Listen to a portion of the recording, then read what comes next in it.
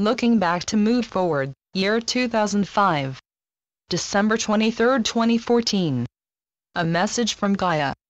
Dear ones, it is I, Gaia, returned again to communicate with the people of my planet. I am here today to remind you that there is a part of you that is in a cocoon, looking out at a reality that is no longer quite real to you. As you awaken to the call of this inner reality, the you that is inside your cocoon is activating your inner senses and beginning to perceive life beyond the confines of the third dimension.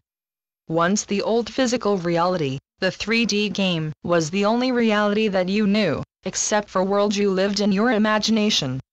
However, the silly idea that your imagination was real was erased from most of your minds by the time you were teens. Imagination was just for children, you were taught.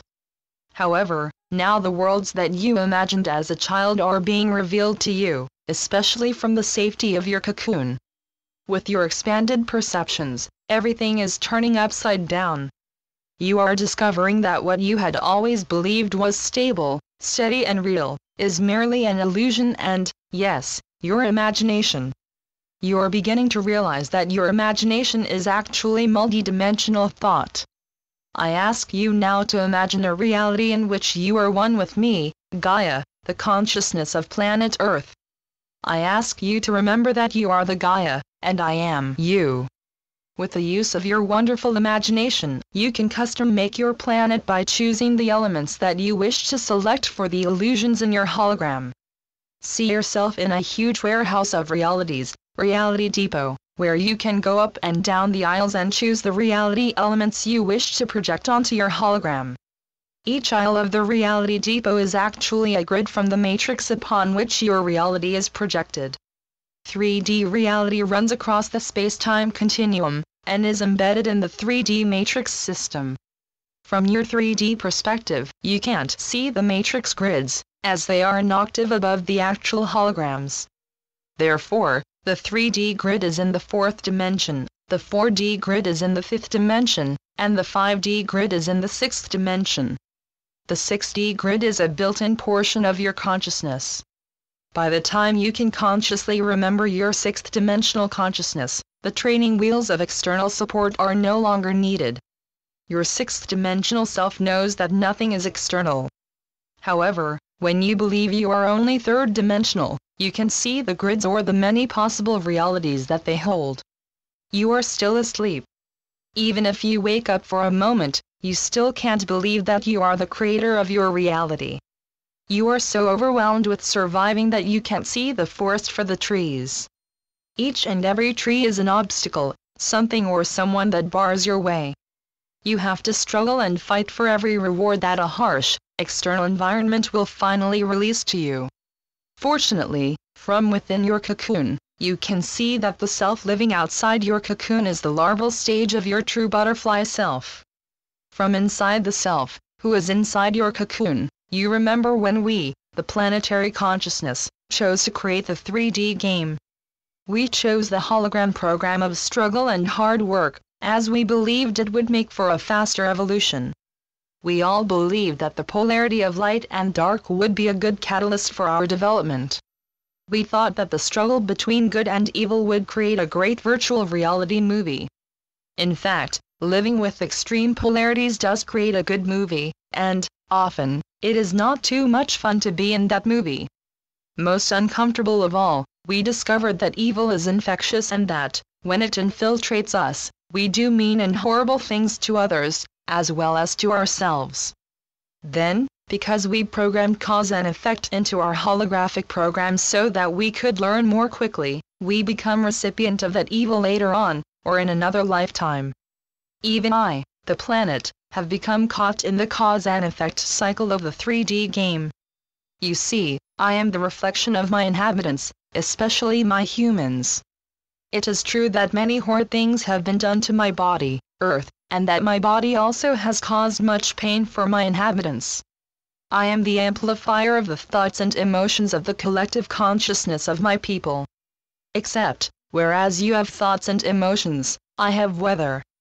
Also, the illusions of 3D game have made the people believe that they are separate from everything and everyone.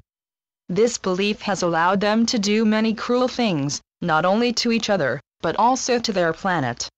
Entire forests that took hundreds, and even thousands of years to grow, were destroyed so that 1 or 2 generations could have homes and fires to warm these homes.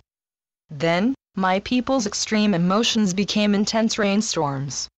In the areas where my trees had been chopped down, there were great floods, while dwellings placed in areas that were unstable, or in the pathway of the nature water flow, were destroyed.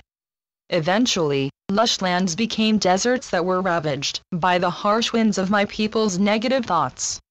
My people also polluted their planet's waters, killing what was once an active food chain for all my inhabitants to feed from. Lands were overplanted and poisoned with fertilizers and insecticides, which made it impossible for the natural flora and fauna to survive.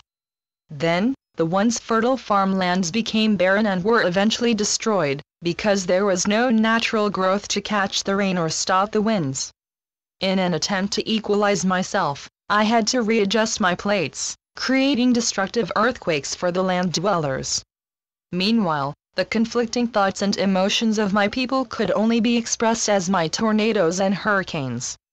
My fifth-dimensional elementals, water undines, fire salamanders, air sylphs, and land gnomes, struggled to right the balance of nature. However, they too were deeply affected by the thoughts and feeling of the people. Meanwhile, the people, quite unconscious of the great power they had over their environment, felt victimized by my earth, and sought to battle against nature.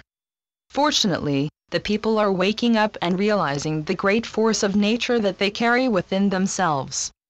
As more and more of my people awaken to the fact that they are one with the planet, I, Gaia, am also awakening to my ability to project my consciousness into the hearts and minds of my people. There are those of you, however, who have always opened your hearts and minds to me, life after life. You, my beloved people, have been my priests and priestess, my protectors and my voice. I wish to thank each of you for your great service. In the millennia of patriarchal domination, the feminine power of love and creativity has too often been lost to the legions of domination and fear. But now, my father-son has accepted the gift of the return of the feminine from the galactic center, my dear sister Pleiades, and has projected that feminine power into me, the earth, as well as my moon. You see, my people, we are all one, and we are all in transition. I call you now to emerge from your cocoon. Wherever and whomever you are, the time to answer my call is now. Channeled by Suzanne Lee. SuzanneLeePhD.blogspot.com